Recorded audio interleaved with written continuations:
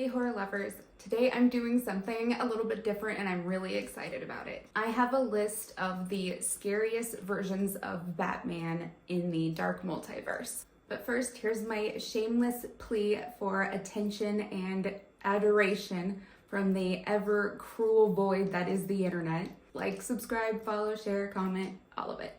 The reason I wanted to do this list is because the first time I watched the new Batman movie from 2022, I noticed in one of the scenes, Batman is at a crime scene with other officers, and I loved their reaction to just even being in the same room as him. They're not exactly scared, but they're incredibly unnerved by him, which I feel like was kind of the whole point of him choosing the Bat in the first place, was to just add a certain level of fear. And I do feel like that film is very good at the nitty-gritty of what it would maybe be like to have Batman in real life. It's not quite as fantastical as any other film that's been made about Batman. We all know the story. A wealthy couple and their son are mugged in a dark alley. 2 shots fired as pearls spill to the ground. An oath is then made by an orphan boy who vows to wage a war on crime in Gotham City. A symbol was chosen and the legend was born. It is undeniable that Batman is imposing. Regardless of his lack of superpowers, he has a contingency plan for every single meta-human in case they go bad. He also always keeps his moral code of never to kill. What if this basic equation, I'm gonna call it a Batquation, is altered in some way? What if that fateful night in the alley ended a completely different way? What if he finally breaks his moral code? What if Bruce chose the wrong successor? What if the already dangerous Dark Knight did gain superpowers? We're doing Marvel's What If, but with Batman, if you didn't catch on to that. I'm going to do these in order of what I think, in my opinion, would be the scariest versions of Batman, as opposed to maybe other people's opinions or even technical level of power. I'll be going from least scary to most scary, starting with Jason Todd's Batman from Battle for the Cowl, released in 2009. Once upon a time, Jason Todd was the second Robin following Dick Grayson. He was killed by the Joker, then was resurrected due to a convoluted story plot where reality gets punched and time stutters. He's then healed in the Lazarus pit. He came back darker. After Batman died, Jason used the opportunity to wear the cowl and kill all of Black Mask's men. He's eventually defeated by Nightwing, as in Dick Grayson. Jason is a cautionary tale of when corrupt characters don the cowl, but not the moral code. Dick Grayson takes the mantle at the end of this issue, but in a possible future, in Batman issue number 666, he's killed as well, which leads us to Damian Wayne's Batman. This issue is called Batman in Bethlehem, and it released in 2007. Damian Wayne Al Ghul is Bruce's only biological son, but he was grown in an artificial womb and then raised by Talia and the rest of the League of Assassins. Then, when he was a preteen, he's given to his father Bruce, who up until this moment had no idea that he even existed. So after Bruce is believed to have died, and Dick Grayson becomes the second Batman, he also dies in this possible future issue. And in this possible future, Barbara Gordon is commissioner. He has a pet cat named Alfred, and he apparently made a deal with the literal devil, his soul, for the type of immortality needed to defend Gotham. He knew he couldn't measure up to any of his predecessors, so he cheated to get the power he believed he needed. And knowing who his grandfather is, Ra's al Ghul, who is the king of immortality in the Lazarus pit, it's understandable that he would think immortality would be something that he would need to succeed. His moral code is also a lot less rigid, but luckily this is just a possible future. Next is Flashpoint Batman on Flashpoint Volume 2, Number 1 in 2011. The Flashpoint reality was created when Barry Allen, the Flash, went back in time to save his mother. Unfortunately, this had a ripple effect and changed a lot of other stuff in the timeline. Instead of Bruce's parents being killed, it's Bruce that's shot in the alley. Thomas Sr. becomes Batman, but he kills Joe Chill and finds out that Martha has started calling herself the Joker and carved herself a Glasgow smile. He refused to be part of the Justice League and killed most enemies he came up against. Luckily, the Flash restores the timeline and things go back to how they were before. You can watch this entire plotline on the DC AU's Flashpoint Paradox. Next is Vampire Batman. This is from the issue called Batman and Dracula Red Reign, where he made his first appearance. This released in 1992, and it takes place on Earth -43. There's not much to say about this one other than Bruce Wayne dies, but Batman lives because he becomes a vampire, and in his eyes, he makes it so he'll be able to defend Gotham for eternity as a vampire. Oh yeah, he fought and defeated Dracula in this issue, and he actually returns for at least a couple more issues scattered throughout the 90s. Next is Saint Batman and the Broken. They take place in the same storyline, and it comes from Tales from the Dark Multiverse, Batman Nightfall #1, released in 2019. When you think about Bane, you probably think about him being a mindless minion for Poison Ivy. Or you think about an incredibly odd choice of accent. No one cared who I was till I put on the mask. But what you really should know about Bane is that he is the only man to ever have broken the bat. Bane broke my back, but years of training allowed me to heal in record time. Now, let's see when the Joker— Oh my god, no! Oh, like a string of firecrackers, my f***ing back! Oh, felt the soles of my feet touch the back of my head on that one! That's Bane. And after Bane broke his back and left him paralyzed, Bruce gave the mantle to Jean-Paul Valley, who is also the vigilante called Azrael. Unfortunately, he was unspeakably violent while wearing the cowl, and Bruce had to forcibly remove him from power. In the Dark Multiverse, Bruce actually loses the battle, so Valley then renames himself Saint Batman. And every year, he goes to visit Bruce, who is mostly just a head and a torso at this point, as all his limbs have been removed, and he is being kept alive via machine. He comes to visit Bruce to ask him if he approves of what Saint Batman has been doing to Gotham for the last 30 years. Bruce was eventually rescued and reassembled by nanotechnology. After Saint Batman is defeated, disillusioned Bruce became Gotham's new ruler, calling himself the Broken. Next is Batman the Silenced, and he first appeared in Tales from the Dark Multiverse, Batman Hush #1. This was released back in 2021. Bruce Wayne's childhood friend, Thomas Elliot, grows up to be the villain Hush, and eventually gets plastic surgery to look just like Bruce. This makes him an interesting foe because he starts out just wanting revenge on Bruce, and in the pursuit of doing that, that's how he finds out that Bruce is Batman, not the other way around like we're used to seeing. But in the Dark Multiverse, Bruce loses his sanity and is declared mentally unfit and admitted to an asylum.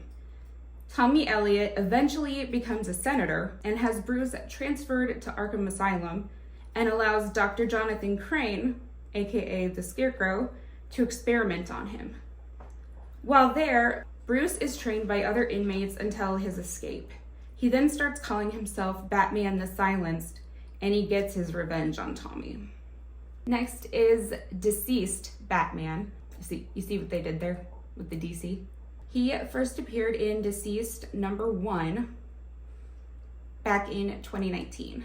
On Earth 55, Cyborg is captured by Darkseid and tortured on Apocalypse. The anti-life equation, a mathematical formula said to allow those who knew it to dominate the will of any sentient race, was living inside of Cyborg's cybernetic body.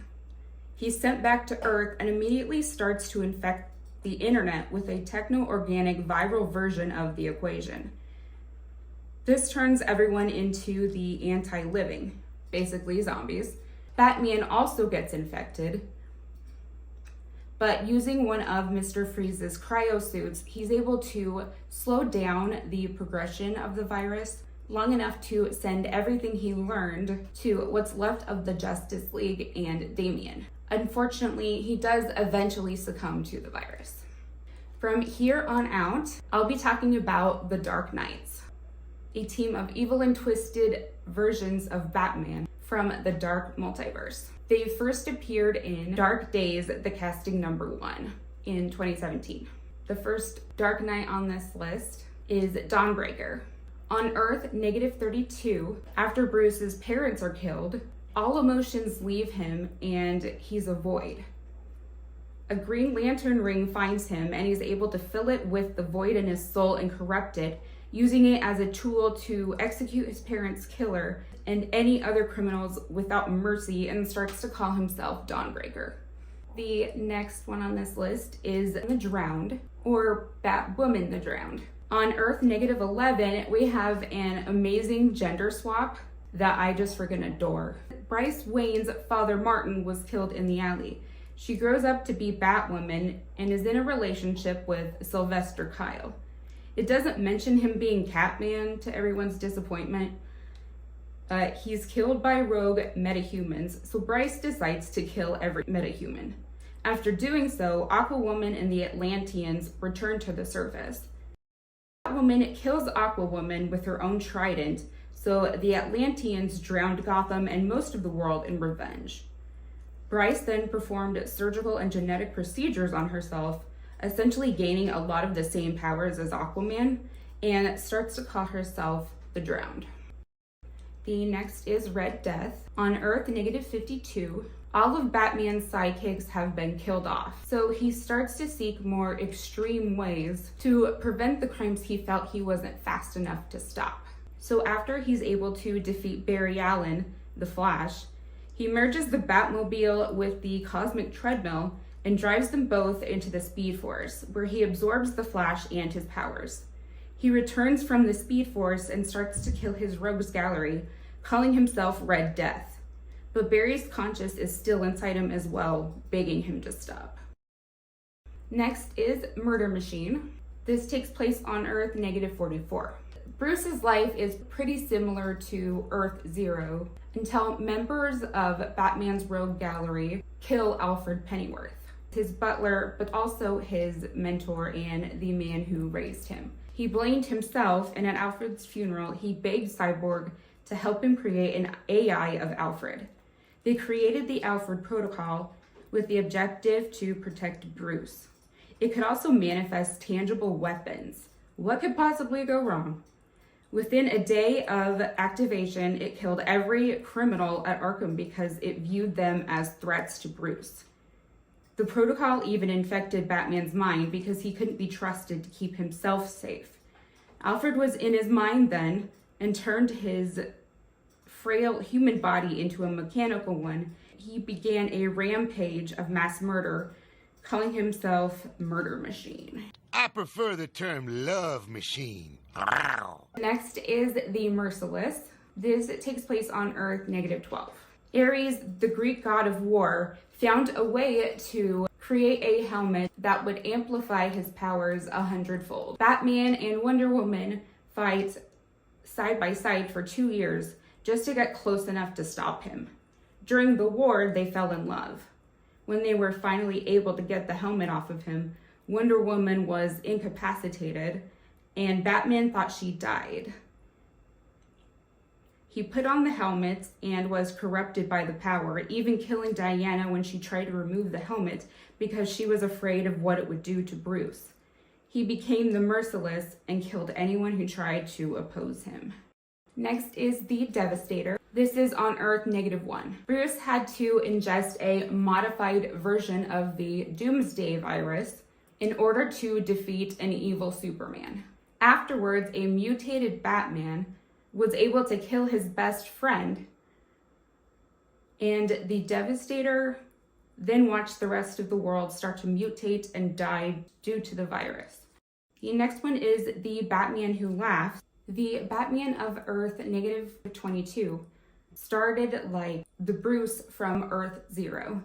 However, the Joker of this universe found out the chemicals that created him were killing him, so he decided to take everyone with him. He killed most of Batman's enemies along with Jim Gordon. Then he drugged and paralyzed Batman and made him watch as he bombed a hospital, then shot and killed a bunch of children's parents, then infected the orphans with an irreversible strain of the Joker toxin, stating he was trying to create a Joker-Batman hybrid, which is technically exactly what happened when Batman killed the Joker and was infected with the Joker toxin that was released upon his death.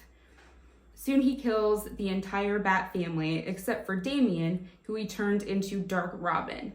And all the children the Joker had infected became his rabid Robins. He soon systematically took out the Justice League as well, but he tortured them horribly before ending them. He entered the Dark Multiverse and collected the evil versions of Batman and became their leader. They called themselves the Dark Knights, and together they invaded Earth Zero, the one we know and love, in Dark Knight's Metal, released in 2020. Laughs is brutal and cruel, and everything Batman always feared becoming. But a Batman who laughs is a Batman who always wins. I have a couple honorable mentions. I just had to add them because I thought they were amazing. The first is Castle Bat, which is a sentient Gotham that was created when Batman merged his soul with his beloved city. This became the headquarters for the Dark Knights after their invasion of Earth Zero. The second is Batmanosaurus Rex. In the Dark Multiverse, Batman has to transfer his consciousness into an animatronic T-Rex that he had kept in the Batcave. He then goes evil and tears into Arkham Asylum to kill everyone. The world needed B-Rex, and we got him. All right, for the number one spot, we have the Darkest Knight. When Laughs is killed on Earth Zero, the Dark Knights implant his brain into a lobotomized Batman who had gained Dr. Manhattan's abilities. Yes, that Dr. Manhattan. When he awakens, he disintegrates the rest of the Dark Knights. Curse your sudden but inevitable betrayal! And starts to call himself the Darkest Knight. Is it possible to defeat him with this much power? Yes, but you'll have to read the Dark Knight's Metal series to find out how.